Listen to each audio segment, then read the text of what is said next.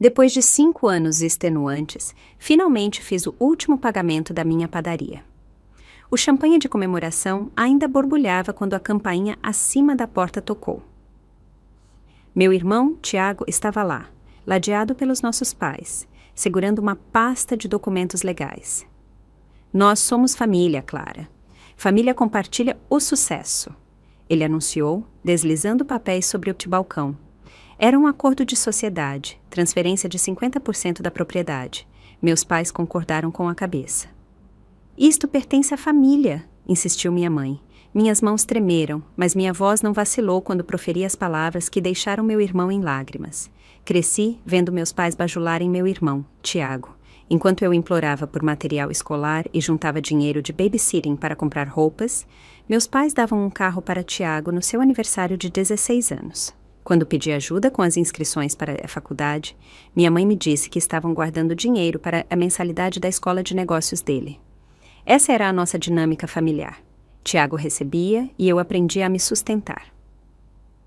Nossa casa em Campinas não era grande, mas sempre me pareceu sufocante. Meu pai trabalhava como gerente de banco e minha mãe era professora de ensino fundamental. Não éramos ricos, mas eles sempre encontravam um extra para Tiago. Quando ele bateu o carro 3 meses depois de ganhá-lo, eles o substituíram sem hesitar.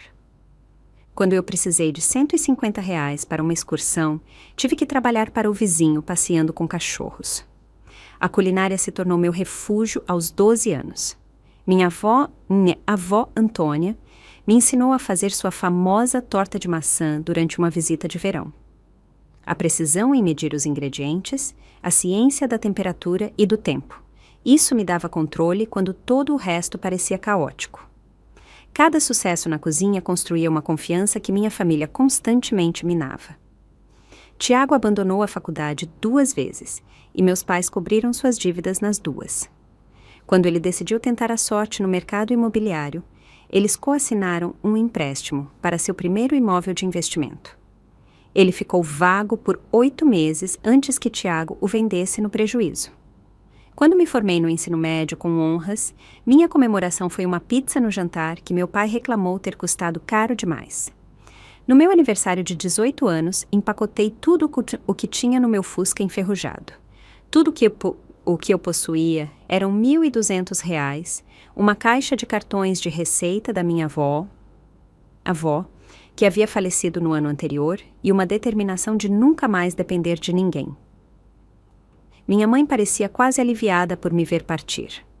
Meu pai me deu uma nota de R$ 20 e me deu um tapinha desajeitado no ombro. Tiago nem voltou para casa para a ocasião. Os primeiros meses foram brutais. Aluguei um quarto em uma casa com outras 4 garotas, todas estudantes, que lutavam para sobreviver. Durante o dia, eu era garçonete em um restaurante onde o gerente descontava R$ 1 do meu pagamento a cada vez que um cliente reclamava, fosse culpa minha ou não. À noite, eu limpava escritórios e nos fins de semana fazia eventos para uma empresa de buffet que pagava em dinheiro, mas nos explorava. Candidatei-me ao programa de artes de confeitaria da escola técnica, contraindo empréstimos que nenhuma garota de 18 anos deveria ter que considerar. Meu foco era a confeitaria, e eu prosperava, apesar da exaustão. Enquanto meus colegas reclamavam das aulas matinais, eu já estava de pé às 4h30, preparando o café da manhã no restaurante antes de ir para a escola. Cozinhas profissionais não eram gentis com mulheres. Meu primeiro emprego depois de terminar o programa foi na Bellini's, um restaurante italiano sofisticado no centro da cidade. O chefe executivo, Dante, ficava perto demais, respirando na minha nuca enquanto eu trabalhava. Confeitaria é delicada como as mulheres, ele dizia, seus dedos roçando os meus enquanto ajustava minha técnica de bico de confeiteiro. Eu aguentei porque precisava da experiência. O subchefe, André, era pior. Ele escondia minhas ferramentas, ajustava a temperatura do meu forno quando eu não estava olhando e levava o crédito pelos meus especiais de sobremesa com o proprietário. Quando eu confrontei, ele riu. Ninguém vai acreditar em uma garotinha em vez de mim. Estou aqui há 8 anos. Tudo mudou quando Eliana chegou como a nova gerente geral. Ela pegou André sabotando meus soufflés de chocolate antes de um jantar VIP e o demitiu na hora. Mais tarde naquela noite, após o serviço, Ela se sentou comigo no restaurante vazio. Você tem talento de verdade, Clara, ela disse, girando o vinho na taça. Mas talento não é suficiente neste negócio. Você precisa de um lugar seu, onde ninguém possa levar o crédito pelo seu trabalho ou te segurar. Mal consigo pagar o aluguel. Eu ri. Abrir uma padaria exige um capital que eu não tenho. Então você economiza, ela disse simplesmente. Cada centavo, todos os dias, e planeja. Nos 4 anos seguintes, vivi como uma monja. Trabalhei com o chefe Marcos, que pagava menos do que eu merecia, mas me ensinou tudo sobre como administrar uma cozinha com eficiência. Aceitei trabalhos extras nos fins de semana, em casamentos e eventos privados. Mudei-me para um apartamento mais barato, em um bairro mais periférico, e vendi meu carro, pegando ônibus para todos os lugares. Cada real extra ia para meu fundo de padaria.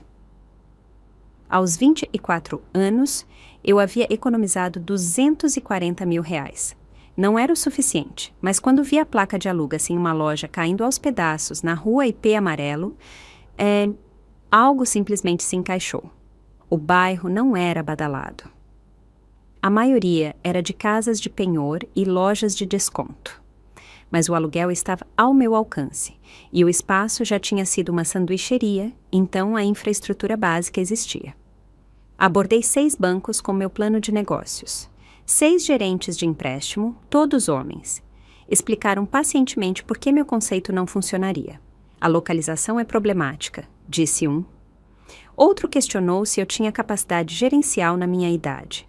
Um até sugeriu que eu encontrasse um sócio homem, com mais experiência, para tocar a operação. O 7º lugar que tentei foi uma cooperativa de crédito local.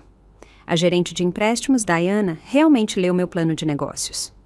Ela fez perguntas difíceis sobre minhas projeções, minha estratégia de marketing, meus planos de contingência.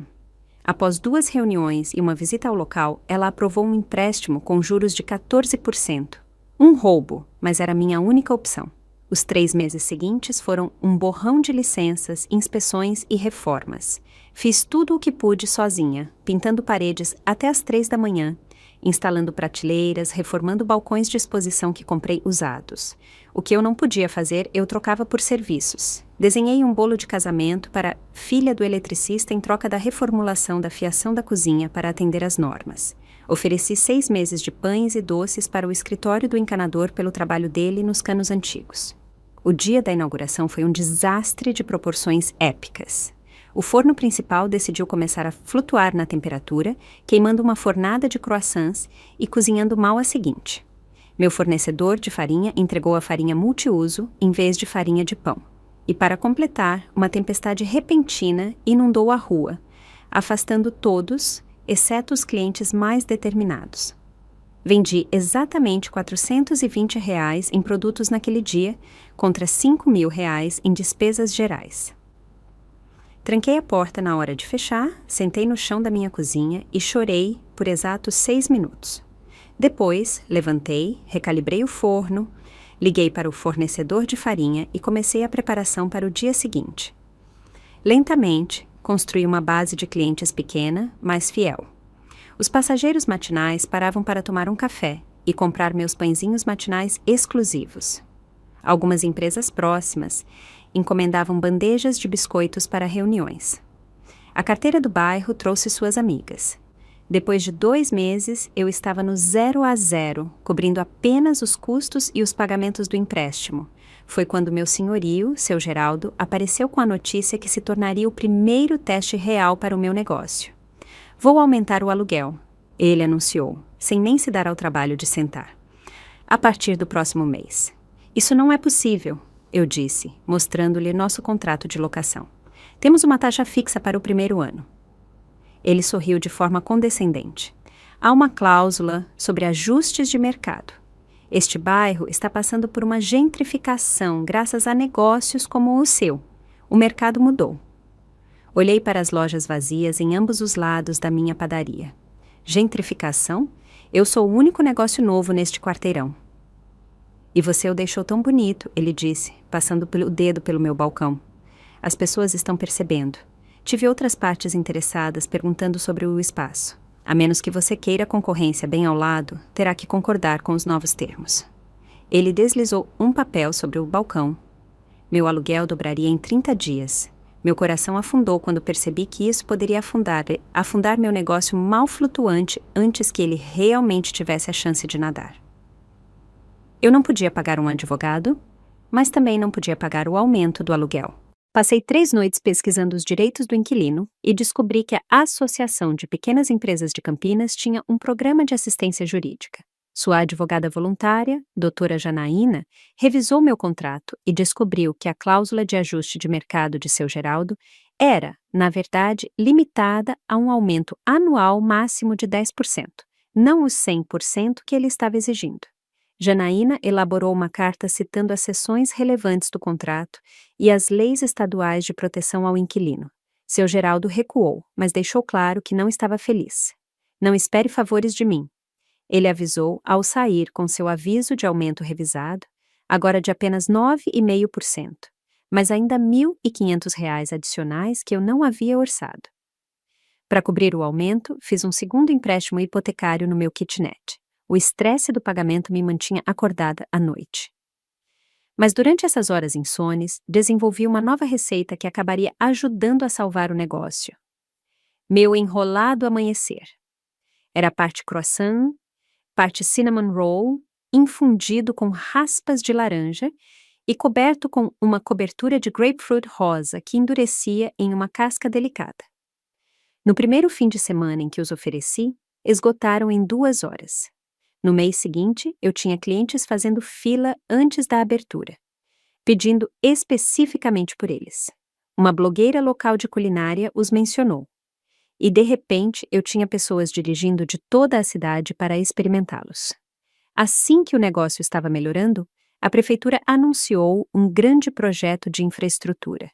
Eles iriam substituir as tubulações de água e esgoto em todo o meu quarteirão, com a construção estimada em durar de 3 a 4 meses. No dia em que as barreiras subiram, bloqueando a calçada e as vagas de estacionamento em frente à minha loja, minhas vendas caíram 80%. O pânico se instalou quando observei os clientes se aproximarem da construção, parecerem confusos e irem embora. Ao meio-dia, eu havia feito exatamente 2 vendas.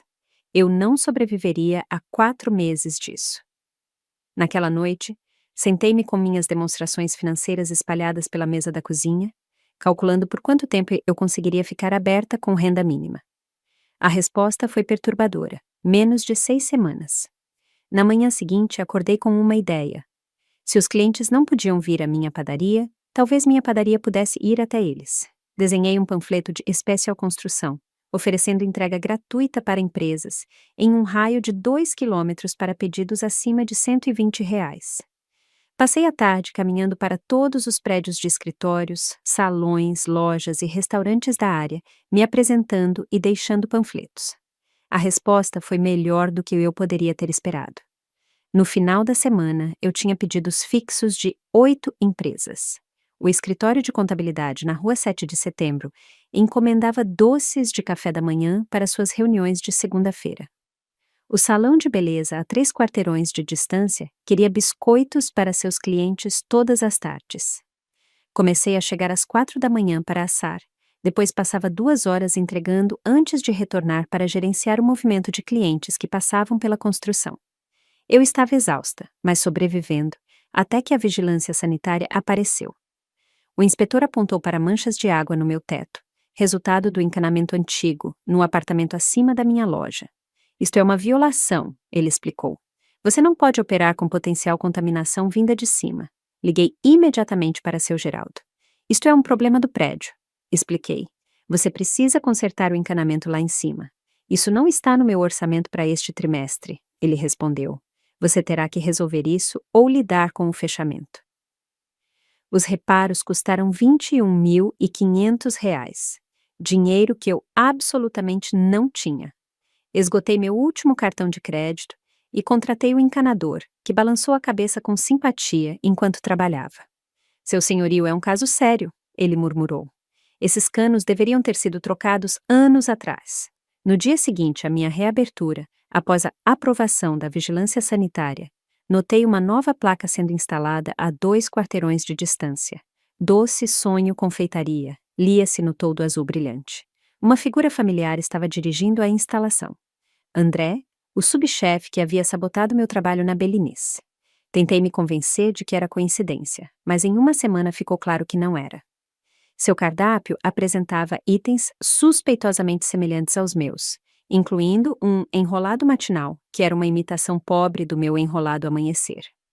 Seus preços eram fixados logo abaixo dos meus, e ele de alguma forma havia obtido os endereços de e-mail de vários dos meus clientes regulares, oferecendo-lhes especiais de inauguração. Mais tarde, soube por fofocas do setor que André vinha monitorando meu progresso e guardando rancor desde que Eliana o havia demitido. Ele estava esperando que eu provasse que uma padaria poderia ter sucesso neste bairro antes de abrir seu negócio concorrente. O mês seguinte foi o ponto mais baixo até então, com a construção ainda bloqueando o acesso fácil à minha loja, e André ativamente roubando meus clientes. Minhas vendas despencaram.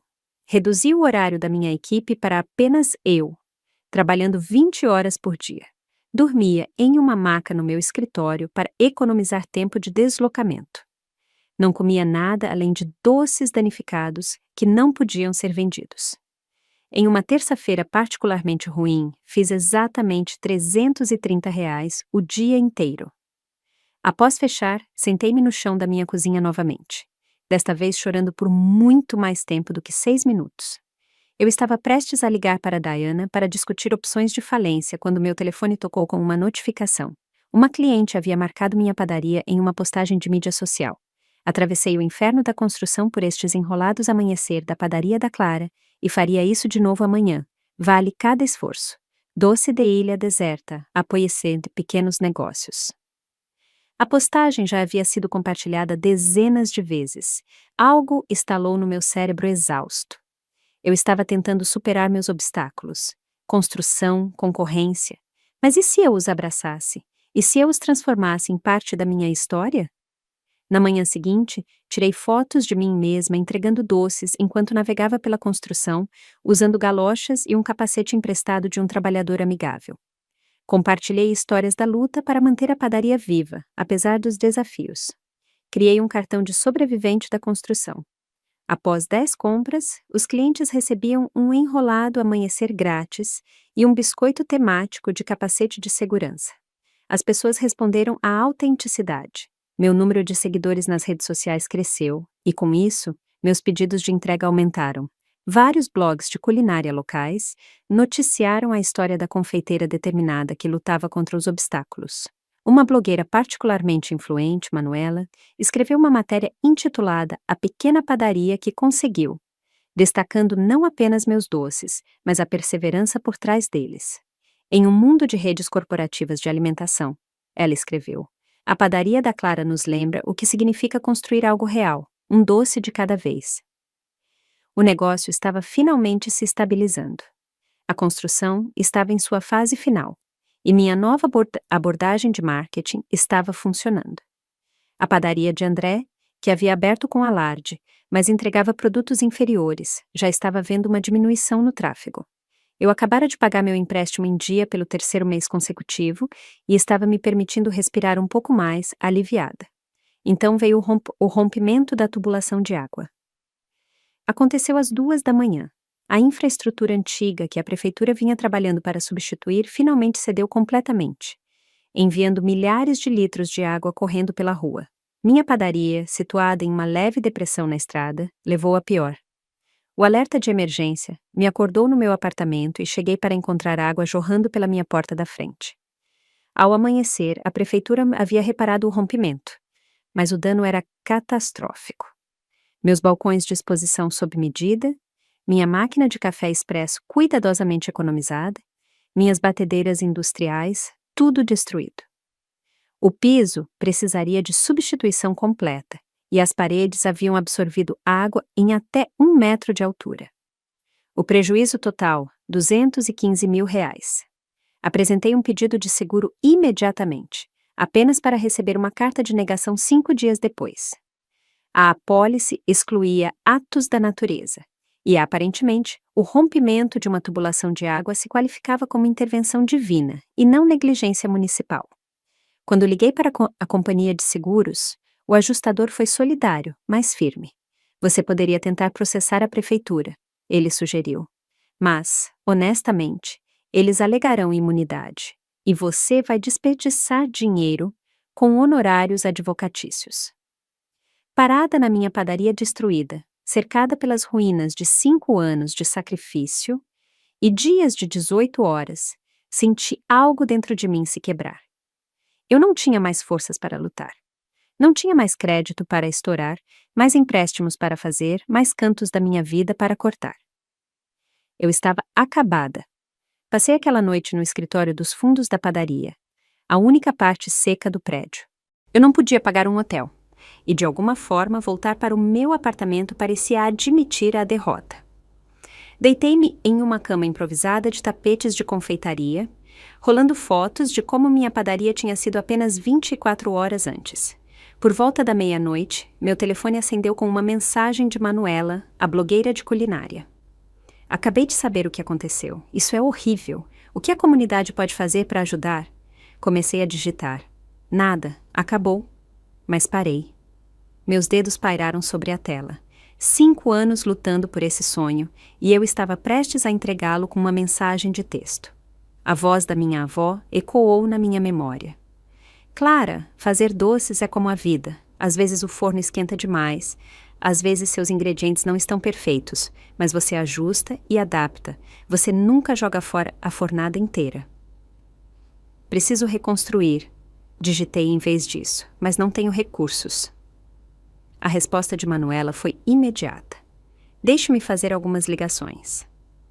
Ao meio-dia do dia seguinte, Manuela havia organizado uma arrecadação de fundos comunitária. Restaurantes locais se ofereceram para sediar bazares de doces com receitas que eu forneci. 3 cafés concorrentes doaram o lucro do dia. Uma página de crowdfunding entrou no ar com uma meta de R$75 mil. Não era o suficiente para cobrir tudo, mas era o bastante para começar os reparos. A comunidade de Campinas respondeu com generosidade inesperada. Clientes regulares compartilharam histórias de bolos de aniversário que eu havia feito, doces de café da manhã que haviam alegrado dias difíceis, a vez em que fiquei aberta até tarde para fornecer cupcakes de emergência para um evento escolar esquecido. A filha do encanador com quem eu havia trocado serviços organizou um show beneficente no parque. Em 2 semanas, a campanha arrecadou R$110 mil. Não eram os R$215 mil de que eu precisava, mas era o suficiente para começar a reconstrução. Fiz outro empréstimo de alto juro para cobrir o restante, aumentando minha já substancial dívida. Mas agora eu tinha algo que não tinha antes. Prova de que o que eu havia construído importava para pessoas além de mim mesma. Eu não podia pagar o aluguel de outro lugar durante as reformas. Então me mudei permanentemente para meu escritório dos fundos, montando um pequeno fogão e chuveiro no armário de serviço. Por 3 meses, vivi entre poeira de construção e o ruído constante de reparos. Cada centavo foi para substituir equipamentos e reconstruir melhor do que antes. Durante essa pausa forçada nas operações, experimentei novas receitas. Inspirada pela enchente, desenvolvi o bolo mar profundo. Camadas aveludadas azuis com ondas de buttercream ombre e água de açúcar que brilhavam sob a luz. Publiquei fotos do progresso online, aumentando a expectativa para a reabertura. A reforma levou o dobro do tempo estimado e custou 30% a mais do que o orçado. Houve noites em que eu ficava acordada calculando quantos doces eu precisaria vender por dia, por quantos anos, para recuperar esses investimentos. Os números eram assustadores, mas eu tinha chegado longe demais para parar agora. O dia da reabertura chegou 6 meses após a enchente. A fila de clientes se estendia ao redor do quarteirão.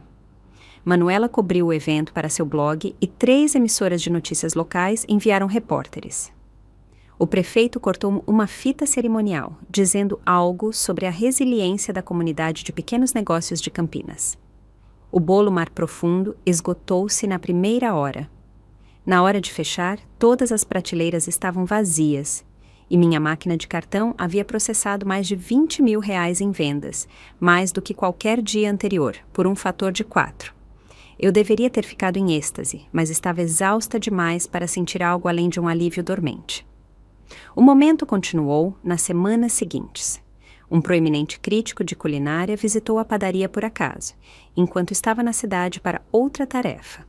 Sua crítica, publicada em uma revista nacional, chamou meus enrolados amanhecer de dignos de um desvio, e meu bolo mar profundo de uma conquista arquitetônica e gastronômica que estabelecimentos maiores invejariam. De repente, minha operação de uma única pessoa não conseguia acompanhar a demanda. Eu estava dormindo 3 horas por noite, assando da meia-noite ao meio-dia, atendendo clientes até fechar e depois começando a preparação para o dia seguinte. Algo tinha que ceder, e se eu não fizesse mudanças, seria minha saúde. Contratar ajuda era uma perspectiva aterrorizante. Minhas margens ainda eram apertadas, apesar do aumento das vendas, e assumir a responsabilidade pelo sustento de outra pessoa parecia esmagador, mas não havia alternativa. Coloquei uma placa simples de "Precisa-se de ajuda" e fiquei surpresa ao receber 32 candidaturas em 2 dias. Minha primeira contratação foi Júlia, uma estudante de culinária com cabelo roxo e múltiplas tatuagens que me lembrava de mim mesma 6 anos antes.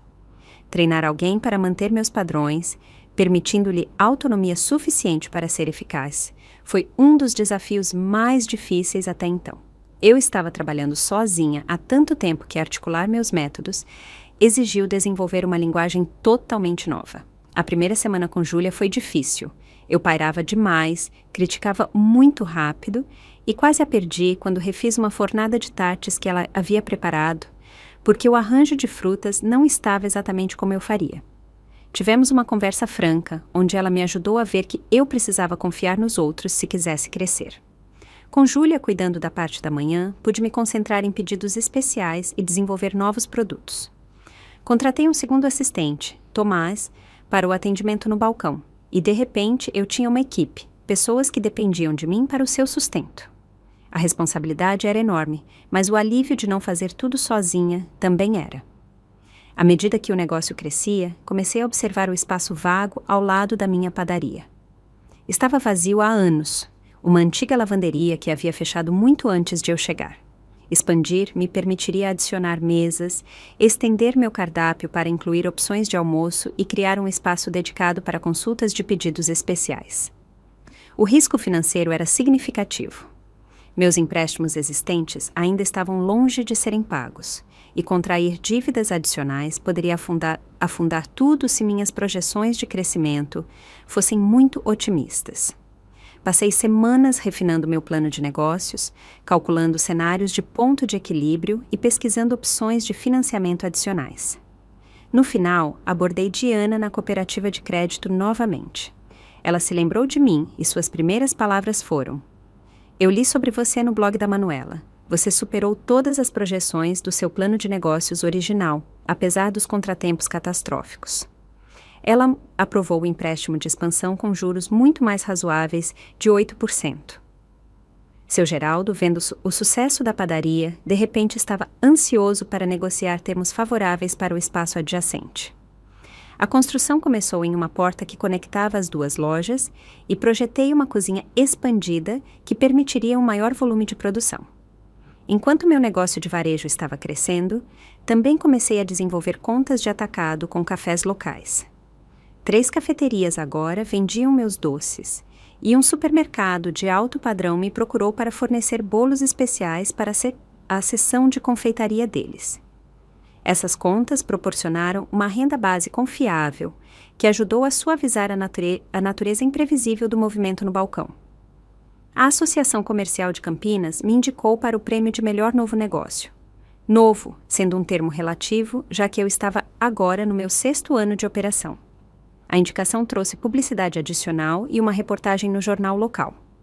O repórter parecia particularmente interessado na minha jornada de sem teto a empresária. Embora eu a tenha corrigido, nunca estive sem teto, apenas fui extremamente frugal e ocasionalmente dormi no escritório. A publicidade chamou a atenção de Lívia Carvalho, uma celebridade local que apresentava um programa de rádio matinal. Ela encomendou seu bolo de casamento na minha padaria, uma criação de 6 andares que passei 3 noites insones aperfeiçoando.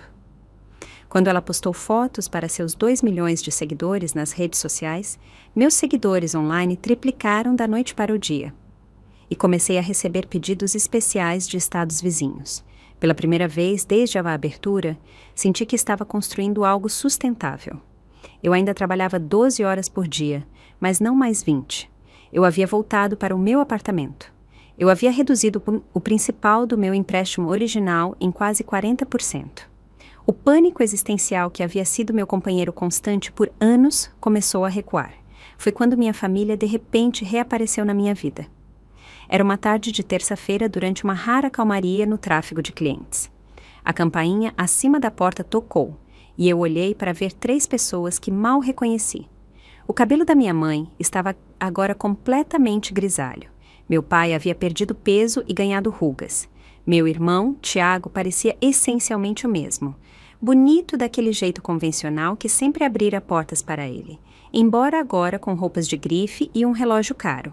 Clara, minha mãe disse, com os braços estendidos como se tivéssemos nos visto na semana passada, em vez de 7 anos atrás. Seu pai e eu estávamos dizendo ao Tiago que precisávamos vir ver esta padaria sobre a qual temos ouvido falar. Eu congelei, com um saco de confeitar na mão, totalmente despreparada para essa colisão do meu passado com o presente. Júlia me lançou um olhar preocupado por trás do balcão, percebendo minha atenção. "O que vocês estão fazendo aqui?" Finalmente consegui perguntar. "A família não pode visitar?" perguntou Tiago com um sorriso que não chegava aos olhos. "Temos visto seu nome em todos os lugares ultimamente. Pensamos que era a hora de uma reunião." E assim, minha nova vida, cuidadosamente construída, começou a rachar nas bordas. A reunião foi, na melhor das hipóteses, estranha. Meus pais agiram como se nosso afastamento tivesse sido um pequeno conflito de agendamento, em vez de 7 anos de silêncio completo. Eles vagaram pela minha padaria, examinando tudo com olhos curiosos, enquanto faziam comentários que oscilavam entre elogios e críticas sutis. "Escolhas de decoração interessantes", disse minha mãe, passando o dedo na prateleira de madeira reaproveitada que eu mesma havia instalado. Muito jovem. Tiago estava particularmente interessado na cozinha, espiando pelas portas de vai-vem e fazendo perguntas diretas sobre meu equipamento. "Essas batedeiras devem ter custado uma fortuna", ele comentou. "O negócio deve estar indo bem."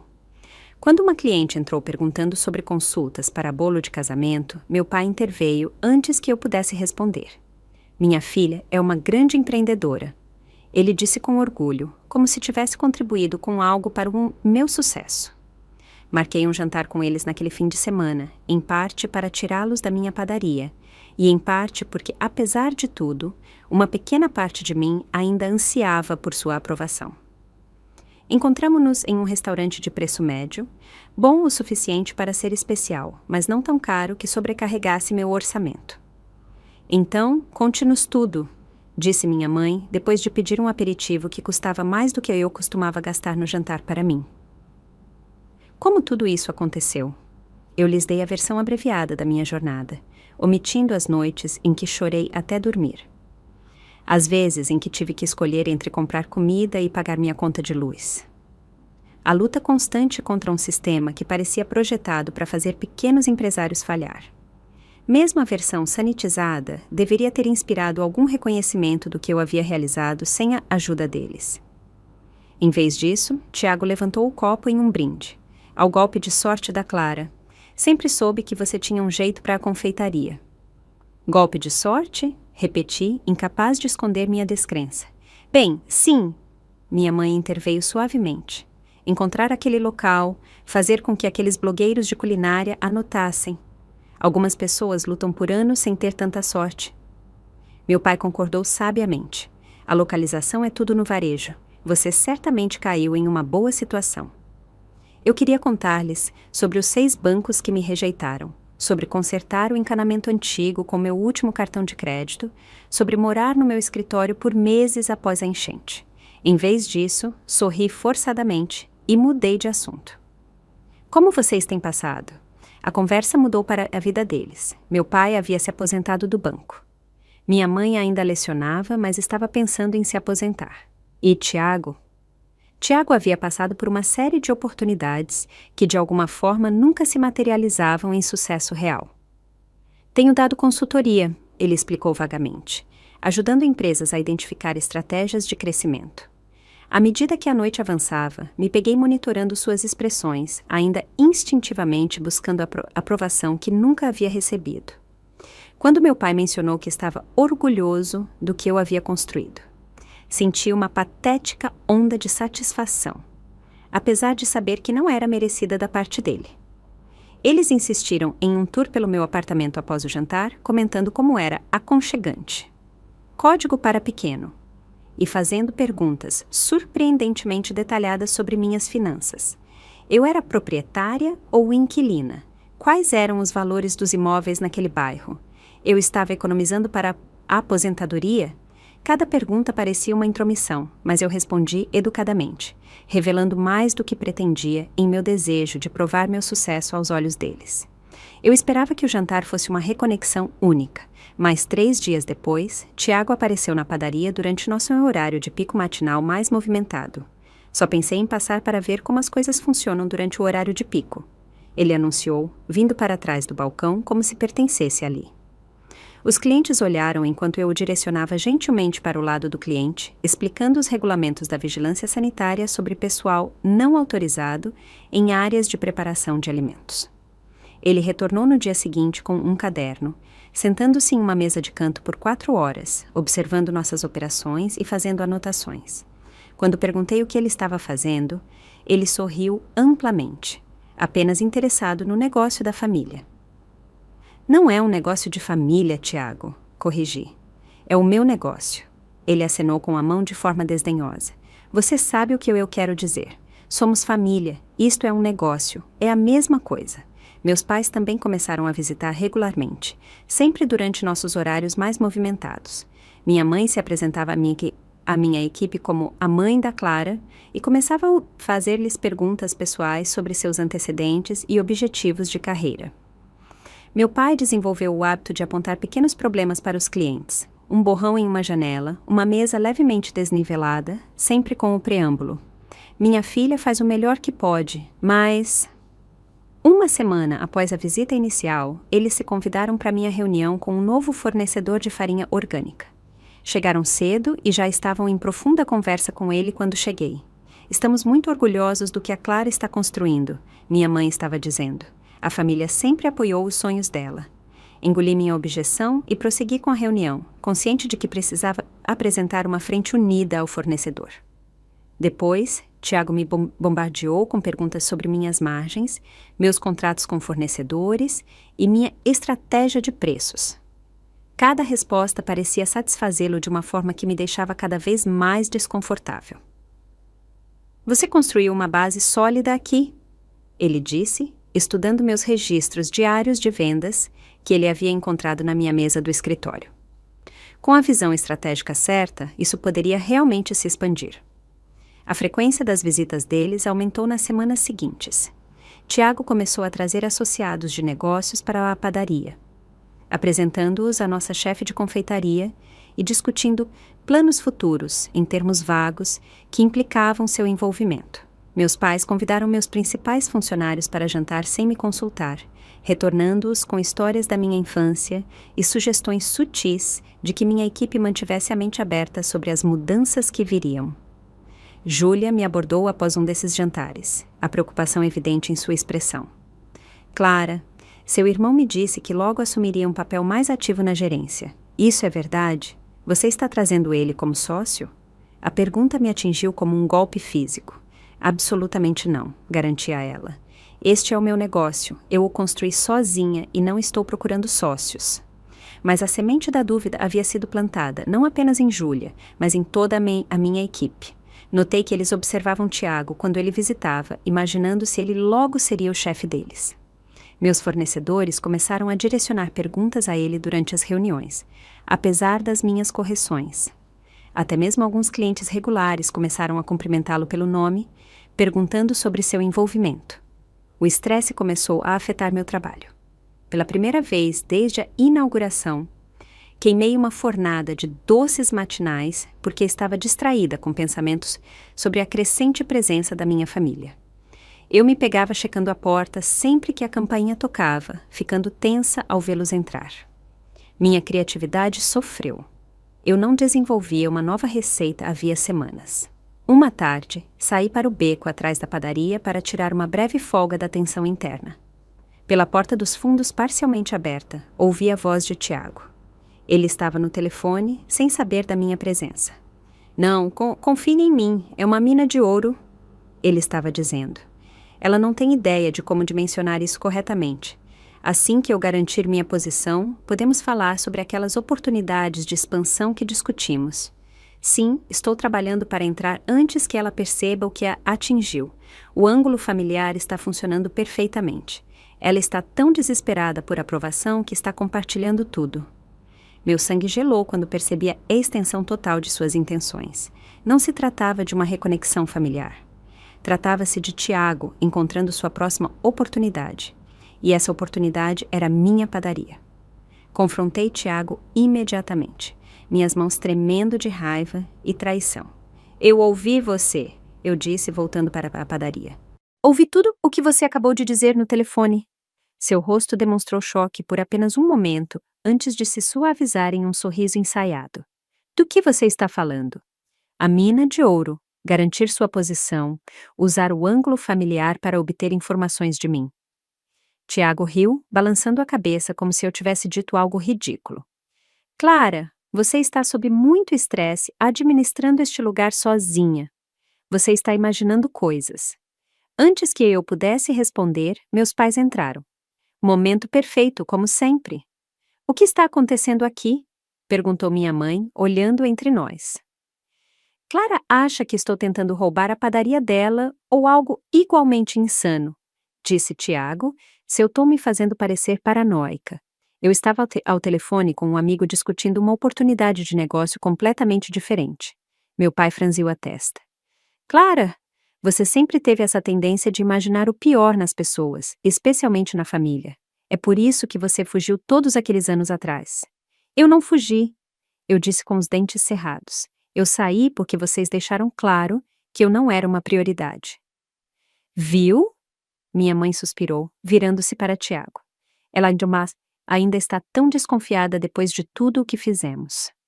A manipulação era tão evidente que me tirou o fôlego. Eu tinha provas claras das intenções de Tiago.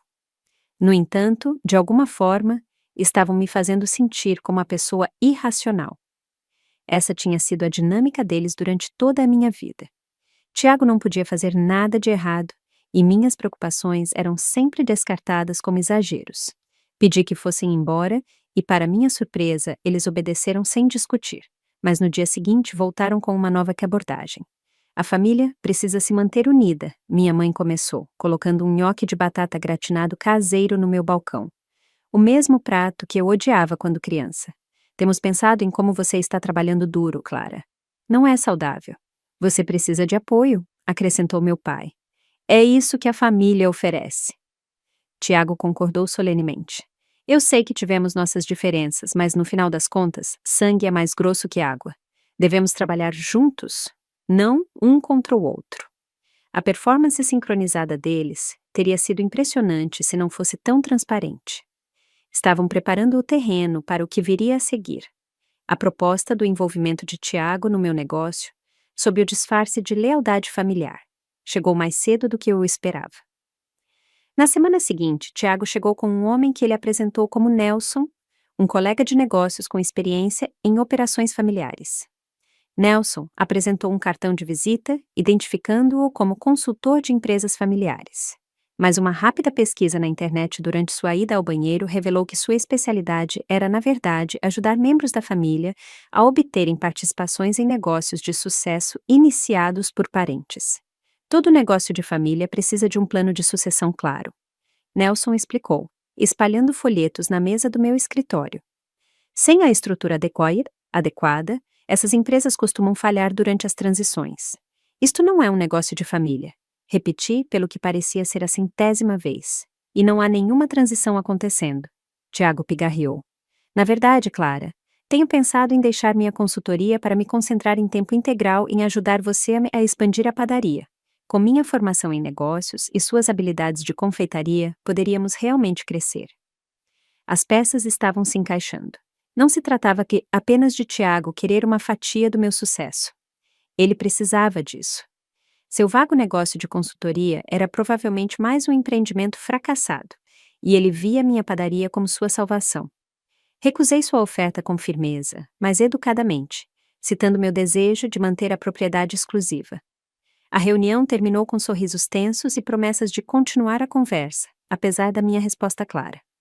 No dia seguinte, recebi uma ligação estranha de um dos meus fornecedores. Estou um pouco confuso, ele disse. Recebi uma ligação de alguém que alegava ser o representante de negócios da sua família, perguntando sobre os termos do nosso contrato e se poderíamos atender a pedidos maiores para operações de franquia. Chamadas semelhantes vieram do meu senhorio, meu agente de seguros e 2 das minhas contas de atacado. Tiago estava sistematicamente contatando todos conectados ao meu negócio, apresentando-se como um representante autorizado e coletando informações às quais eu nunca havia dado acesso. A intromissão se tornou ainda mais flagrante quando Tiago abordou Júlia novamente, desta vez com uma proposta. Quando é que a estrutura gerencial mudar, ele disse a ela, estarei procurando por uma chefe de confeitaria principal. Clara se concentrará mais no lado comercial. A posição viria com um aumento substancial. Júlia, para seu crédito, me relatou isso imediatamente. Eu não quero uma promoção que te prejudique, ela disse com firmeza. Qualquer que seja o jogo que sua família está jogando, não estou interessada. A lealdade dela deveria ter sido reconfortante, mas apenas aumentou minha ansiedade sobre o que Tiago poderia estar dizendo aos meus outros funcionários ou contatos de negócios. A padaria havia se tornado um campo de batalha, com minha família agindo como agentes disfarçados, buscando minar minha autoridade por dentro. O estresse começou a se manifestar fisicamente. Desenvolvi insônia, muitas vezes ficando acordada, revivendo confrontos com minha família e imaginando piores por vir. Perdi 4 quilos em 2 semanas. Minhas roupas ficaram largas. Ataques de pânico se tornaram uma ocorrência regular, atingindo sem aviso durante momentos tranquilos na cozinha. Em uma manhã particularmente difícil, após uma noite sem dormir, recebi uma ligação do meu banco. Senhorita Mendonça, estamos ligando para esclarecer algumas informações conflitantes. Recebemos documentos referentes a uma mudança na estrutura da sua empresa, mas pareciam haver discrepâncias. Meu coração disparou quando a representante explicou que alguém havia enviado documentos sugerindo uma transição para um modelo de parceria familiar. O banco havia sinalizado porque as assinaturas não correspondiam aos seus registros. Eu nunca enviei tal documentação, eu disse, minha voz tremendo. Não há mudanças na estrutura do meu negócio. Depois de proteger minhas contas com requisitos de verificação adicionais, confrontei minha família durante a visita seguinte. Tiago negou qualquer conhecimento da papelada do banco, expressando o choque teatral de que alguém tentaria tal fraude. Meus pais sugeriram que poderia ser um concorrente tentando causar problemas. Talvez o André, da Doce Sonho Confeitaria. A manipulação continuou enquanto meus pais lançavam uma nova linha de ataque, agora focando na percepção da comunidade. As pessoas estão começando a comentar, disse minha mãe durante uma visita não anunciada, sobre como você abandonou sua família em dificuldade, apesar do seu sucesso. Do que vocês estão falando? Eu exigi. Vocês são os únicos que apareceram aqui depois de 7 anos de silêncio. E só quando meu negócio começou a ganhar reconhecimento. Não é assim que as pessoas verão, meu pai respondeu suavemente. Elas verão uma filha que virou as costas para a família necessitada. É essa a reputação que você quer para sua padaria? A ameaça era clara. Cumpra as exigências deles, ou eles danificariam minha posição na comunidade que eu havia trabalhado tanto para construir. Era manipulador e cruel, visando os relacionamentos que eu mais valorizava. O próximo movimento de Tiago foi ainda mais direto. Durante uma inspeção de rotina da vigilância sanitária, o inspetor mencionou que um cidadão preocupado havia relatado possíveis violações de código na minha cozinha. Embora a inspeção não tenha encontrado nada, a implicação ficou clara quando Tiago comentou mais tarde. É difícil quando os regulamentos mudam com tanta frequência. Difícil para um pequeno negócio acompanhar. Passei a semana seguinte em modo hipervigilante, checando e checando novamente cada aspecto da minha operação em busca de vulnerabilidades potenciais que minha família pudesse explorar. Instalei câmeras de segurança, mudei todas as minhas senhas e instruí a equipe a não compartilhar nenhuma informação com meus familiares. Quando pensei que a situação não poderia ficar mais estressante, recebi uma notificação do meu sistema de ponto de venda sobre tentativas de acesso incomuns. Alguém havia tentado fazer login nas minhas contas várias vezes. O endereço IP rastreado apontava para uma cafeteria onde Tiago frequentemente trabalhava. Eu estava no meio da mudança de toda a minha segurança digital quando minha família chegou para o que seria sua emboscada final. A data era significativa. Exatamente 5 anos e 1 dia desde que eu havia assinado o contrato de aluguel da minha padaria. O dia depois de eu ter feito o pagamento final do meu empréstimo original. A campainha tocou, e eles entraram em bloco, Tiago na frente. Meus pais o ladeavam como coadjuvantes em sua produção. Tiago carregava uma pasta amarela. Minha mãe apertava sua bolsa com os nós dos dedos brancos. Meu pai usava a mesma expressão que tinha quando me disciplinava quando criança. Clara, Tiago começou sem preâmbulo. Precisamos falar sobre o futuro desta padaria.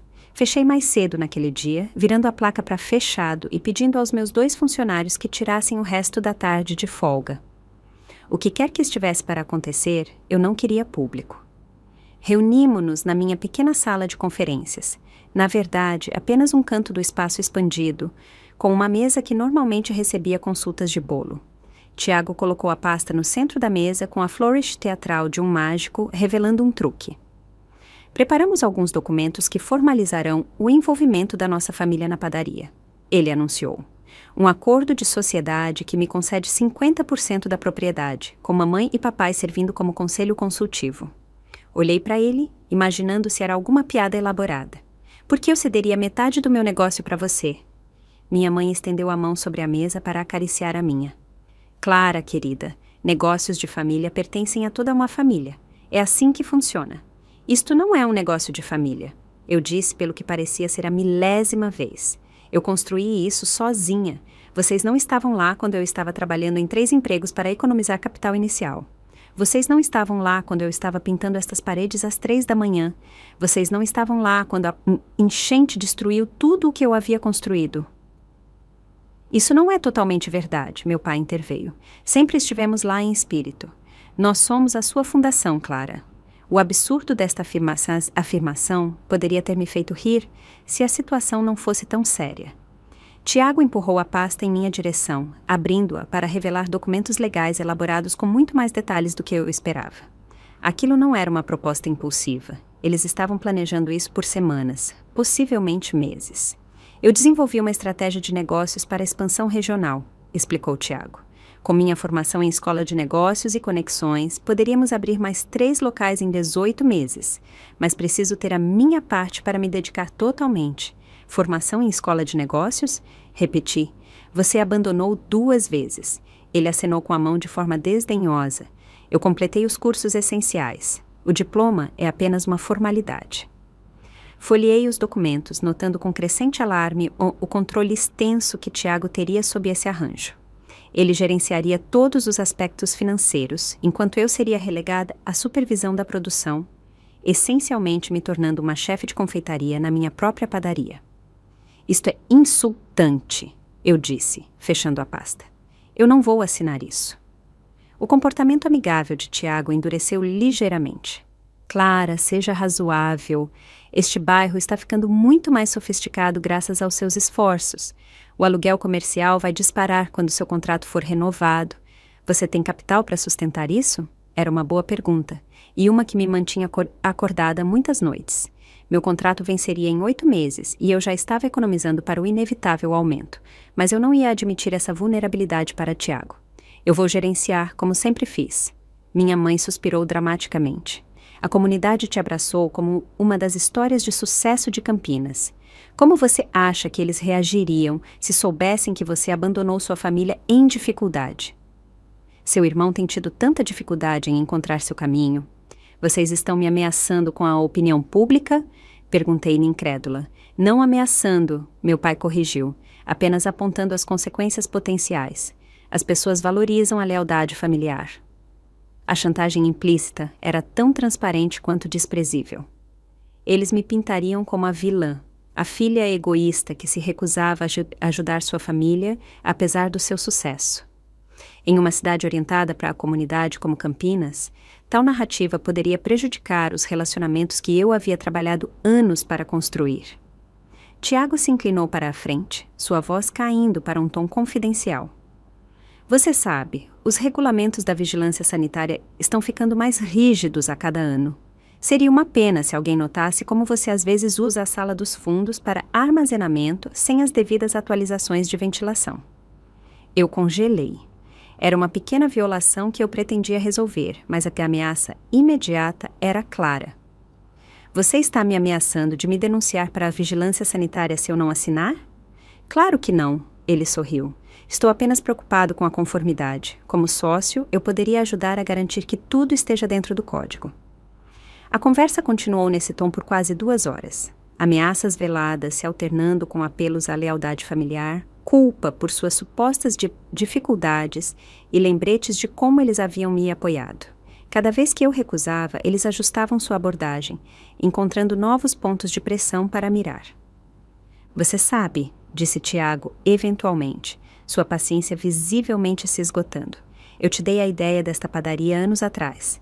Lembra daquela conversa no Natal em que eu disse: você deveria vender seus biscoitos comercialmente? Olhei para ele em descrença. Eu havia saído de casa aos 18 anos. Não havia ocorrido tal conversa. Era uma invenção completa. No entanto, lhe a proferiu com tanta confiança que por um momento quase questionei minha própria memória. Isso nunca aconteceu, Tiago. Mamãe e papai se lembram disso, ele insistiu. Meus pais concordaram em sincronia. Eu fiz parte disso desde o início. Clara, estou apenas pedindo o reconhecimento formal desse fato. Eu me levantei, minha decisão tomada. Acho que terminamos aqui. Não vou assinar nada. A expressão de Tiago escureceu. Você sempre foi teimosa. Estamos tentando te ajudar, mas você é orgulhosa demais para ver isso. Esta reunião acabou, eu disse, caminhando em direção à porta. Você vai se arrepender disso, meu pai avisou, enquanto recolhiam seus pertences. A família é para sempre, Clara. Você não pode escapar disso. Observei-o sair. Uma curiosa sensação de calma substituiu a ansiedade que me atormentava há semanas. Eles finalmente haviam mostrado suas verdadeiras intenções despojadas de pretensão. Agora eu sabia exatamente com o que estava lidando. Na manhã seguinte, liguei para a doutora Ângela Soares, uma advogada que consultei durante a disputa do seguro contra a enchente. Expliquei a situação, incluindo as ameaças veladas e as táticas de manipulação. Isso é infelizmente comum em negócios familiares, Clara. Embora no seu caso seja particularmente grave, já que eles não tiveram participação na construção da empresa. O que eu posso fazer? Perguntei. Documente tudo, ela aconselhou. Cada conversa, cada visita, cada circunstância incomum que possa estar ligada aos esforços deles e proteja legalmente o seu negócio. Na semana seguinte, segui seu conselho meticulosamente. Instalei câmeras de segurança adicionais, fiz backup de todos os meus registros de negócios fora do local e alertei minha equipe para relatar qualquer contato da minha família imediatamente. Troquei as fechaduras das portas da padaria e adicionei proteção por senha aos meus sistemas de computador. Eu estava me preparando para a batalha, mas não esperava que minha família escalasse tão rapidamente. 8 dias depois de rejeitar a proposta de sociedade, recebi uma notificação de uma ação legal movida contra minha padaria. Tiago estava alegando que tinha um acordo de sociedade verbal comigo desde o início da padaria. Ele alegava que havia fornecido input conceitual e estratégico essencial durante as fases de planejamento e que lhe havia sido prometida uma participação formal assim que o negócio se tornasse lucrativo. Era completamente fabricado, mas elaborado de forma plausível o suficiente para que um tribunal precisasse investigar. A consequência imediata foi um congelamento temporário das minhas contas comerciais, pendente de revisão judicial inicial. Sem acesso às minhas contas, eu não podia pagar fornecedores, processar a folha de pagamento ou cobrir despesas contínuas. Era um movimento calculado, projetado para criar pressão máxima em tempo mínimo. Tiago provavelmente esperava que eu capitulasse em vez de lutar uma batalha legal prolongada que eu talvez não pudesse pagar. Ângela me tranquilizou que o caso dele era fraco, mas alertou que os procedimentos legais poderiam se arrastar por meses. Ele está apostando que você fará um acordo para acabar com a tensão financeira rapidamente, ela explicou. Então ele calculou mal, eu respondi. Uma determinação fria substituiu minha ansiedade anterior. Eu não sobrevivi a tudo o mais apenas para entregar minha padaria agora. Com a orientação de Ângela, apresentei uma reconvenção por assédio e difamação. Enquanto preparávamos nossa resposta legal, tive que encontrar uma maneira de manter a padaria funcionando com contas congeladas. Minha equipe se uniu a mim de maneiras que eu nunca poderia ter previsto. Júlia ofereceu suas economias pessoais para cobrir os custos de suprimentos. Tomás trabalhou por vouchers, em vez de pagamento imediato. Meu fornecedor de farinha, ao saber da situação, estendeu termos de crédito incomuns. Manuela organizou outra arrecadação de fundos comunitária, desta vez, especificamente para cobrir despesas legais. Durante tudo isso, permaneci estranhamente calma. O estresse constante dos últimos meses havia queimado toda a minha incerteza, deixando apenas uma determinação resoluta. Esta era a minha padaria. Eu a construí do nada. Ninguém, nem mesmo a família, tinha o direito de tirá-la de mim. Enquanto reunia documentação para o nosso caso, descobri algo inesperado. Ao revisar comunicações antigas com fornecedores, encontrei um e-mail de uma conta que eu não reconhecia, mas assinado com o meu nome. A mensagem solicitava alterações nos horários de entrega e incluía uma assinatura digitalizada que, embora semelhante à minha, mostrava diferenças sutis. Uma investigação mais aprofundada revelou várias comunicações desse tipo, todas enviadas durante períodos em que minha família havia estado visitando regularmente. Entre os muitos talentos da minha mãe estava uma estranha capacidade de imitar caligrafias, uma habilidade que ela havia usado durante minha infância para assinar autorizações e boletins escolares sem escrutínio. Também descobri evidências de que Tiago havia abordado meu principal concorrente, André, da Doce Sonho Confeitaria, com uma oferta para vender-lhe minhas receitas e lista de clientes depois de obter o controle do meu negócio. A traição era ainda mais profunda do que eu imaginara. Tiago não queria administrar uma padaria. Ele queria desmantelá-la e seguir para sua próxima oportunidade. Ângela adicionou essas descobertas ao nosso crescente arquivo de caso. Precisamos apresentar todas essas evidências diretamente à sua família, ela aconselhou. Às vezes, ver o peso das provas contra eles convence as pessoas a desistirem antes dos procedimentos formais. Marcamos uma reunião no escritório de Ângela. Passei a noite anterior revisando tudo o que tínhamos. Uma história abrangente da minha jornada solo na construção da padaria, depoimentos de todos que haviam ajudado ao longo do caminho, evidências da manipulação e das tentativas de fraude da minha família, e documentação das verdadeiras intenções de Tiago. Enquanto organizava esses materiais, senti algo mudar dentro de mim. A garotinha, desesperadamente em busca de aprovação parental, finalmente havia crescido. Eu não precisava mais da validação deles. Eu havia construído algo valioso inteiramente sem eles. E o interesse atual deles era sobre exploração, não amor. Na manhã seguinte, minha família chegou ao escritório de Ângela com seu próprio advogado, um homem de aparência elegante, em um terno caro, que se apresentou como Dr. Rafael Cunha. Eles pareciam surpresos com meu comportamento calmo, talvez esperando a filha emocional e facilmente manipulável de que se lembravam. Antes de iniciarmos as discussões formais, disse Ângela, Clara gostaria de se dirigir à sala. Eu me levantei, encarando as pessoas que compartilhavam meu sangue, mas nunca haviam sido verdadeiramente minha família. Por 5 anos, construí minha padaria sem qualquer ajuda ou mesmo reconhecimento de qualquer um de vocês. Comecei minha voz firme. Trabalhei 18 horas por dia. Morei no meu escritório quando não podia pagar o aluguel.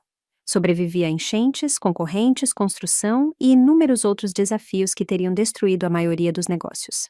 Coloquei fotografias na mesa, imagens da loja dilapidada original Eu pintando parede sozinha à meia-noite, a cozinha danificada pela enchente, a reconstrução gradual. Em nenhum momento durante esses 5 anos qualquer um de vocês ligou, visitou ou expressou interesse na minha vida. Vocês reapareceram exatamente um dia depois de eu ter feito o pagamento final do meu empréstimo inicial de negócios. O timing de vocês não foi coincidência. Tiago tentou interromper, mas eu levantei a mão. Tenho documentação provando múltiplos casos de fraude, incluindo assinaturas forjadas, comunicações não autorizadas com meus fornecedores e tentativas de acesso às minhas contas comerciais sem permissão. Tenho gravações de Tiago ameaçando ações regulatórias se eu não cumprisse suas exigências. E tenho evidências do plano dele de vender minhas receitas e informações de clientes para meu principal concorrente depois de obter o controle do meu negócio. Apresentei cada evidência metodicamente. O rosto da minha mãe empalideceu quando apresentei as assinaturas falsificadas. Meu pai parecia cada vez mais desconfortável quando a gravação de suas ameaças veladas foi reproduzida. Tiago manteve sua expressão confiante, mas notei uma leve contração na mandíbula. Um sinal de infância que sempre surgia quando ele estava encurralado. Aqui está o que acontece a seguir, continuei. Vocês retirarão todas as queixas contra mim e minha padaria imediatamente. Vocês assinarão acordos legalmente vinculativos para nunca mais tentarem contato comigo, meus funcionários ou qualquer entidade conectada ao meu negócio. Em troca, eu não darei prosseguimento a acusações criminais por fraude, falsificação e chantagem. Dr. Rafael Cunha começou uma resposta explosiva sobre mal-entendidos familiares e negociações de boa-fé, mas Ângela o silenciou com uma única sobrancelha levantada. Minha cliente tem sido extremamente generosa em sua oferta, ela disse. As evidências aqui apoiariam não apenas a rejeição das alegações de seu cliente, mas potencialmente o processo criminal. Sugiro que revisem este material cuidadosamente antes de responder. Deixamos eles examinarem as evidências, esperando em uma sala de conferências adjacente. 30 minutos depois, Rafael solicitou falar com Ângela sozinha. Quando ela voltou, estava sorrindo levemente. Eles vão assinar os acordos, ela relatou. A ação será retirada amanhã de manhã, e sua conta deve ser descongelada em 48 horas. Quando voltamos para a sala de conferências, a atmosfera havia mudado drasticamente. Rafael já estava arrumando sua maleta. Meu pai estava sentado olhando para as mãos. Minha mãe enxugava os olhos com um lenço de papel. Sempre a vítima, mesmo agora. Tiago foi o único que encontrou meu olhar. Sua expressão uma mistura de raiva e algo que poderia ter sido respeito. Você mudou, ele disse calmamente. Não, eu o corrigi. Eu cresci. Há uma diferença. Enquanto se preparavam para sair, Tiago parou na porta. Pelo que vale, você construiu algo impressionante. Eu te subestimei. As palavras que outrora eram tudo o que eu queria da minha família agora não significavam nada. Sim, eu concordei. Você subestimou. Ao se virar para ir, vi algo que nunca esperei. Lágrimas nos olhos de Tiago. Não de remorso ou amor, mas da percepção do que ele havia perdido. Não apenas uma padaria que ele poderia explorar, mas uma irmã que havia se tornado mais forte do que qualquer um havia previsto. A família em que eu havia nascido saiu da minha vida naquele dia. Eu nunca mais os vi. O tribunal formalmente rejeitou a ação da minha família 3 dias depois. Com prejuízo, o que significa que eles nunca poderiam reabrir a mesma ação. O juiz os ordenou a pagar minhas custas judiciais, uma pequena vitória que, no entanto, parecia significativa. Minhas contas foram descongeladas e as operações de negócios voltaram ao normal. Ou melhor, a um novo normal, porque nada estava exatamente igual depois do que havia acontecido.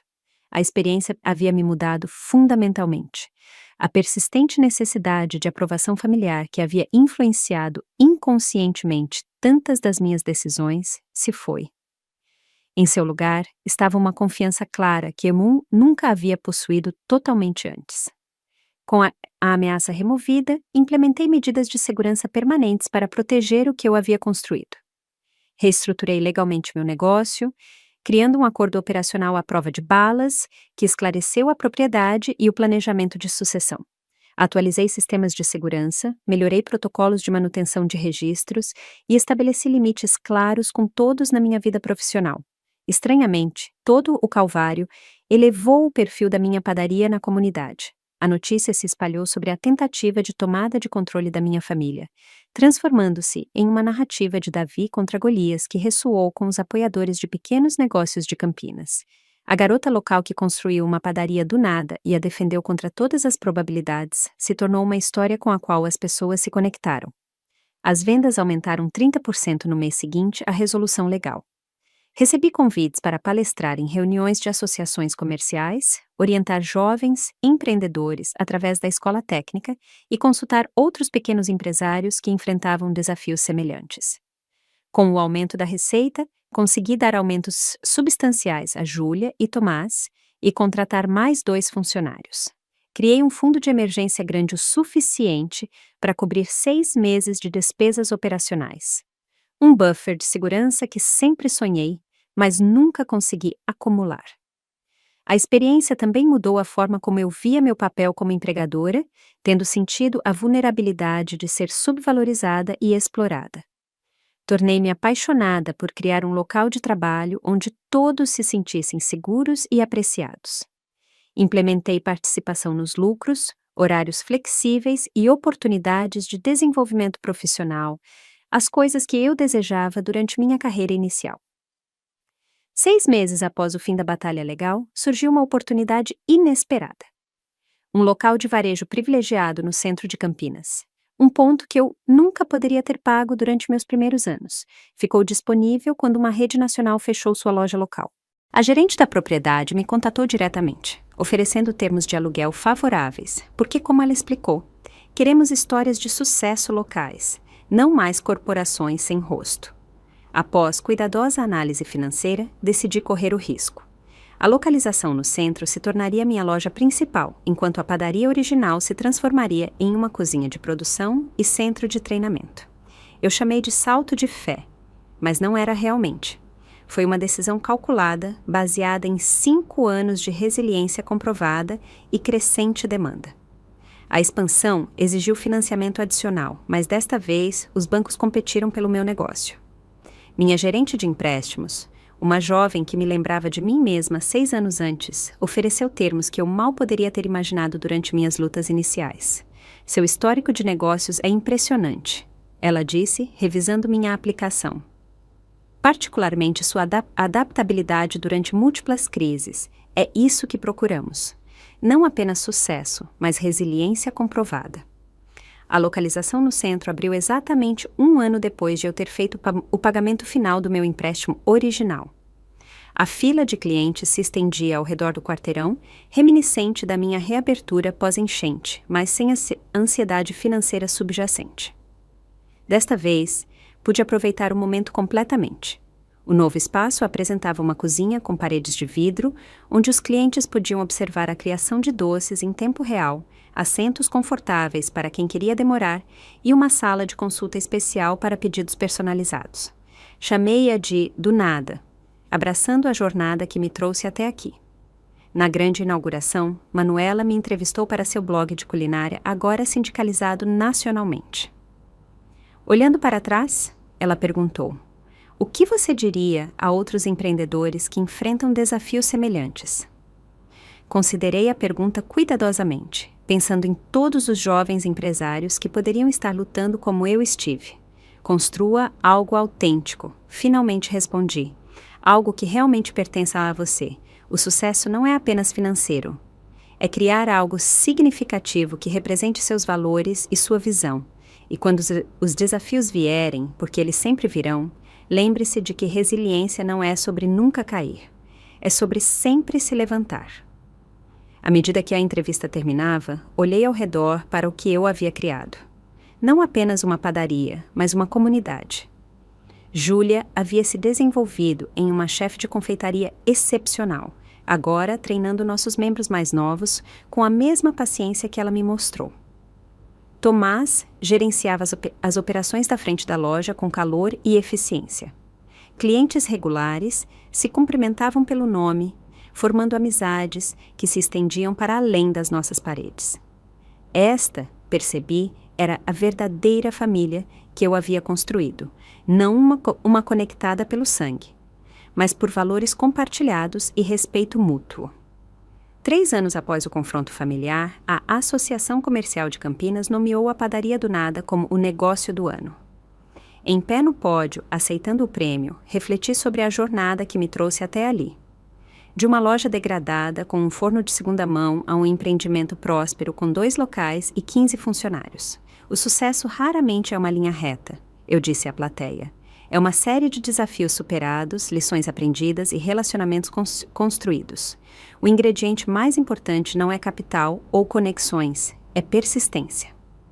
Na semana seguinte, lancei um programa de mentoria especificamente para jovens mulheres empreendedoras que enfrentam as barreiras que eu havia encontrado. A Fundação do Nada forneceu microcréditos, orientação de negócios e apoio moral para aquelas que começavam com recursos limitados, mas determinação ilimitada. Minha primeira mentora foi uma mãe solteira de 20 anos com talento para web design e sem formação formal em negócios. Observá-la navegar pelos desafios iniciais com meu apoio me deu um senso de propósito além do meu próprio sucesso. Quando ela conquistou seu primeiro grande cliente, a alegria dela se tornou minha também. 5 anos após a abertura da minha primeira padaria, eu estava na minha cozinha, no centro da cidade, antes do horário de abertura, aproveitando um raro momento de solidão. O cheiro de pão fresco enchia o ar. A luz da manhã entrava pelas janelas e o zumbido suave das batedeiras criava uma trilha sonora que eu havia aprendido a amar. Naquele momento de reflexão, percebi algo profundo. A padaria pela qual lutei tanto para construir e proteger não era apenas um negócio. Era a prova física de que acreditar em si mesmo quando ninguém mais acredita não é delírio. É o primeiro passo para criar algo significativo. A jornada do nada ao algo me mudou de maneiras que eu nunca antecipei. As dificuldades não me quebraram. Elas me forjaram em alguém mais forte, mais sábia e mais compassiva do que eu jamais poderia ter me tornado sem elas. As traições me ensinaram a valorizar relacionamentos autênticos. As lutas me deram uma perspectiva que nenhuma quantidade de sucesso fácil poderia fornecer. Eu construí minha padaria do nada. Defendi-a daqueles que tentaram tomá-la e a transformei em algo maior do que eu havia imaginado inicialmente. Mas a transformação mais importante não foi no negócio, foi em mim. Gostou da minha história e de qual cidade está ouvindo? Vamos nos encontrar nos comentários. Se você gostou da história, pode me apoiar enviando um super thanks para que eu possa continuar trazendo mais histórias como essa. Já te agradeço muito pelo apoio. Estou esperando seus comentários sobre a história. No vídeo, você pode ver 2 novas histórias de vida que eu recomendo de coração. Tem muito mais no meu canal, não esquece de se inscrever. Até a próxima história de vida, com carinho e respeito.